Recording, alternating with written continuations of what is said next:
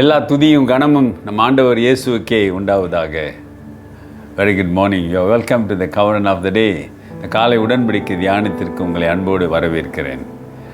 ஆண்டவருடைய அருள், ஆண்டவருடைய கிருபை, ஆண்டவருடைய சமாதானம், ஆண்டவருடைய சந்தோஷம் உங்கள் வாழ்க்கையில் நிறைவாய் தங்கி உங்களை கரம் பிடித்து நடத்துவார். And today is the 4th Tuesday, March 2025. இன்றைக்கி செவ்வாய்க்கிழமை. சரி, இன்றைக்கான வசனத்தை நாம் பார்ப்போம். இன்றைக்கி நான் எடுத்திருக்கிறது 2 கொரிந்தியர் 4:5. 2 Corinthians chapter 4 verse 5. For we do not preach ourselves, but Christ Jesus the Lord, and ourselves your born servants for Jesus' sake. நாங்கள் எங்களையே பிரசங்கியாமல் கிறிஸ்து இயேசுவை கர்த்தரென்று எங்களையோ இயேசுவின் நிமித்தம் உங்கள் ஊழியக்காரன் என்று பிரசங்கிக்கிறோம். ஹல்லேலூயா. அவர்கள் எதை பேசுகிறார்கள்? இன்றைக்கு திருச்சபை என்ன பேசுகிறது? ஊழியக்காரர்கள் என்ன பேசுகிறார்கள்? பிரசங்கிமார்கள் என்னத்தை பிரசங்கம் பண்ணுகிறார்கள்? எங்க பவுல் சொல்றாரு, நாங்க எங்களை பத்தி சொல்லல, எங்களை பத்தி நாங்க பேசல. நாங்க யாரை பத்தி பேசுறோம்னா, இயேசுதான் கிறிஸ்து. அப்படின்னா அந்த இயேசு நசரேத்தூர்ல பிறந்து சிலுவையிலே தன் உயிரை கொடுத்து உயிரோடு எழுந்தாரே, அந்த இயேசுதான் கிறிஸ்து அப்படின்ற ரட்சகர். அவர்தான் மேசையா என்று நாங்கள் பிரசங்கிக்கிற உங்களுடைய ஊழியக்காரர். அப்போ உங்களுக்கு நாங்கள் சர்வெண்ட், ஊழியக்காரர்கள் என்று சொல்லுகிறார்கள். எவ்வளவு அழுத்தம் திருத்தமாய் சொல்லுகிறார் பாருங்களேன். இன்றைக்கு கொஞ்சம் அப்படியே இந்த வசனத்தை இன்றைக்குள்ள காலங்களிலே நாம் ஒப்பிட்டு பார்ப்போம். ஆனால் ஊழியக்காரர்களாக இருக்கட்டும், பிரசங்கமாக இருக்கட்டும், விசுவாசிகள் கூட பார்த்தீங்கன்னா, ஈவன் பிலீவர்ஸ், இயேசுவை பற்றி பேசுங்கன்னு சொன்னா தங்களை பற்றி பேசுவார்கள். தாங்க இப்படி இருந்தோம், அப்படி இருந்தோம், இப்படி இருந்தோம் அப்படின்னு சொல்லி பேசுவாங்க. கேட்டால் சாட்சி சொல்றேன்னு சொல்லுவாங்க. ஊழியக்காரர்கள் அவர்கள் ஊழியத்தை பற்றி மிகப்படுத்தி பேசுவார்கள், பெருமையாக பேசிக்கொள்வார்கள். ஆனால் இங்கே பவுல் அது தவறு இல்லை, ஆனால் அதை மிகப்படுத்தி அதே மையமாக இருக்கக்கூடாது. சில பிரசங்கங்களை நான் கேட்டு இருக்கிறேன், அதுதான் மையமாக இருக்கும்.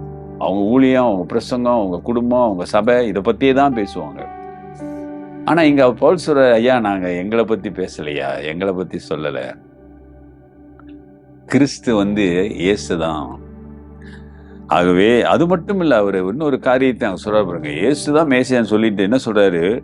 இயேசுவின் நிமித்தம், அந்த இயேசு என்ற ரட்சகர், அந்த மேசியா நிமித்தம் உங்கள் ஊழியக்காரர் என்று பிரசங்கிக்கிறோம். ஹல்லேலூயா. ஆங்கிலத்தில் இங்கிலீஷில் பார்த்தீங்கன்னா என்ன சொல்றாரு?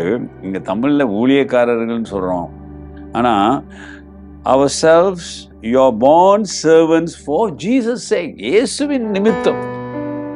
ஹல்லேலூயா. நாங்கள் உங்களுக்கு சேவன் என்ற அடிமை. ஆமா, ஊழியக்காரர்கள், ஊழியம் செய்கிறவர்கள், ஊழியம் வாங்குகிறவர்கள் அல்ல, ஊழியம் பண்ணுகிறவர்கள், செய்கிறவர்கள். அப்படின்னா யார் பாஸ்? நீங்க தான் பாஸ், நான் சர்வன்ட். சரி, இன்னைக்கு தலைகீழாக மாறிவிட்டது.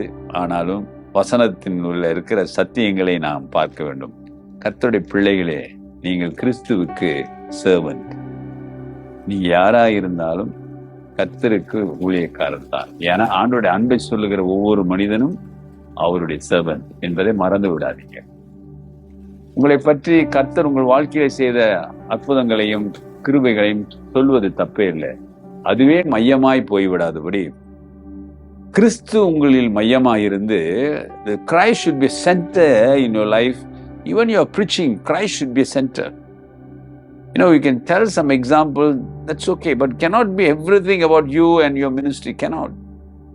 Sometimes you see they talk about their family, they talk about the wife and daughter, son, on the family, but my son-in-law, brother-in-law, அப்படிலாம் பேசுவாங்க. பெருமையானவர்களே, இயேசுடைய நாமம் தான் ஒரு மனிதனை ரட்சிக்கும். அந்த இயேசுவின் நாமத்தை சொல்லுங்க. கர்த்தர் உங்களையும் உங்கள் குடும்பங்களை ஆசீர்வதிப்பார். ஆமென். பரிசுத்தமுள்ள ஆண்டவரே, இந்த காலை வேளைக்காக நன்றி. நாங்கள் எல்லாரும் உம்முடைய ஊழியக்காரர்கள். நீர்தான் கிறிஸ்து ரட்சகர் என்று இந்த உலகத்துக்கு சொல்ல எங்களை அழைத்திருக்கிறீர். Thank you Lord, you have chosen and called us to be your servant, to share the gospel that Jesus Christ is the savior of the world. Thank you Lord. இன்றைக்கு அர்ப்பணம் செய்கிற பிள்ளைகள் மீது உங்களுடைய வல்லமை கடந்து செல்லட்டும். ஆசீர்வதிங்க. இயேசுவின் நாமத்தில் பிதாவே, ஆமென். நமது ஆண்டவராகிய இயேசுடைய கிருபை, பிதாவின் அன்பு, பரிசுத்தாவின் ஐக்கியம் உங்களோடு உங்களை ஆசீர்வதித்து காப்பதாக. என் ஆத்துமாவே கர்த்தரை ஸ்தோத்திரி, என் முழு உள்ளமே அவர் பரிசுத்த நாமத்தை ஸ்தோத்திரி. என் ஆத்துமாவே கர்த்தரை ஸ்தோத்திரி, அவர் செய்த சகல உபகாரங்களை மறவாதே. ஆமென். Dear brothers and sisters, சகோதரனே சகோதரியே, கிறிஸ்துவை பற்றி சொல்லுங்க. அதற்காக கர்த்தர் உங்களை, என்னை, நம் எல்லாரையும் தெரிந்து கொண்டிருக்கிறார். Take care. God bless.